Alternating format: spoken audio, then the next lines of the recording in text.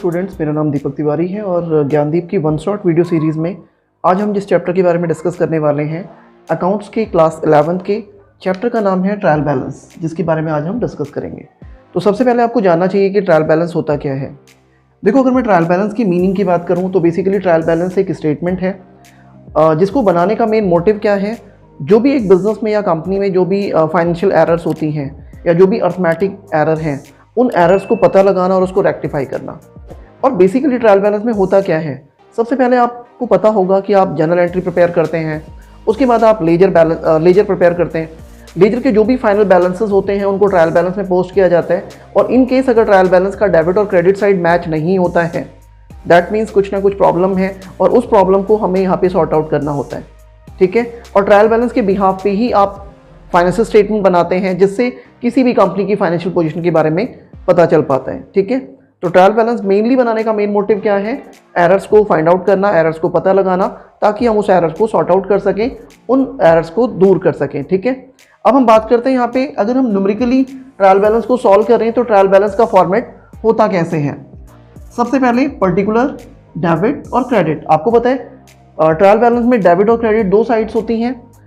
सबसे पहले हमें ध्यान रखना है कि जितनी भी एसेट्स होती हैं, सारी की सारी एसेट्स क्या करनी है, आपको डेबिट साइड में दिखानी है। जैसे plant, machinery, land, goodwill, cash, bank, investment. इसके अलावा जितनी भी एसेट्स हैं, सारी की सारी एसेट्स आप क्या करेंगे, डेबिट साइड में दिखाएंगे।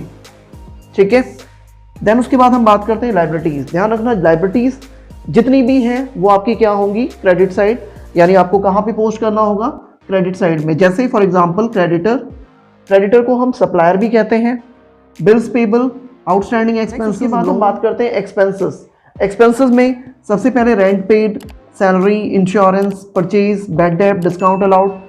देखो, ये वो हैं जो हमारे द्वारा आउटसाइडर को पे किए जा रहे हैं, हमारे द्वारा खर्च किए जा रहे हैं। ये आपका एक्सपेंस है और एक्सपेंस ध्यान रखिएगा डेबिट होता है, तो इसे आप ट्रायल बैलेंस में डेबिट साइड में पोस्ट करेंगे। इसके बाद हम बात करते हैं रेवेन्यू यानी कि इनकम।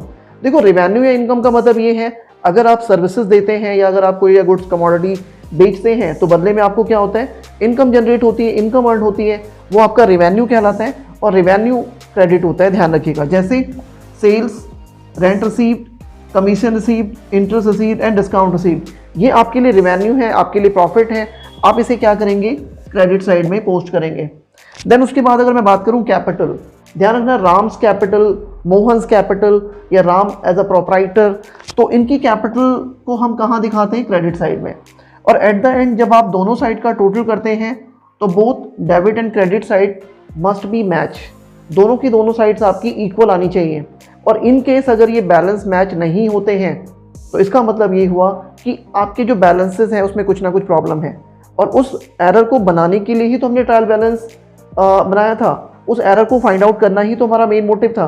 तो फाइनली हम उस एरर को फाइंड आउट करते हैं और फिर हमें एरर को रेक्टिफाई करना होता है। एक बात और ध्यान रखिएगा, इन केस अगर आपका डेबिट और क्रेडिट साइड बैलेंस मैच नहीं होता है और आपको कैपिटल इन केस नहीं दिया हुआ है, तो ध्यान रखना कि अगर आपका बैलेंस क्रेडिट साइड में निकलता है तो आप उसे कैपिटल से रिप्रेजेंट करोगे। फिर से समझना, अगर आपका डेबिट और क्रेडिट साइड आपने टोटल किया, आपको कैपिटल गिवन नहीं है और आपका बैलेंस क्रेडिट साइड में ही आता है, तो आप उसे कैपिटल से डिनोट करेंगे।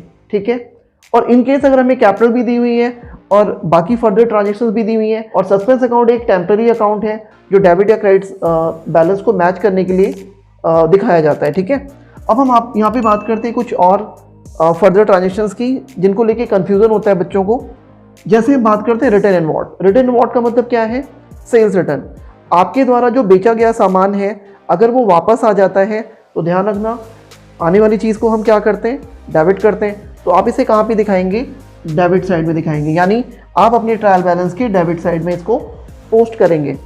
अगर हम बात करें रिटर्न आउटवर्ड यानी कि परचेज रिटर्न, तो परचेज रिटर्न को हमें क्या करना होता है, परचेज रिटर्न का मतलब ये है कि आपके द्वारा जो सामान खरीदा गया उसे आपने रिटर्न कर दिया और जाने वाली चीज़ को हम क्या करते हैं, क्रेडिट करते हैं। तो हमें इसे क्या करना चाहिए, क्रेडिट साइड में दिखाना चाहिए। दैट मीन्स आप इसे यहाँ पे क्रेडिट में पोस्ट करोगे। ठीक है, तो यहाँ पे जाके ट्रायल बैलेंस का कॉन्सेप्ट ऑलमोस्ट कंप्लीट हो जाता है।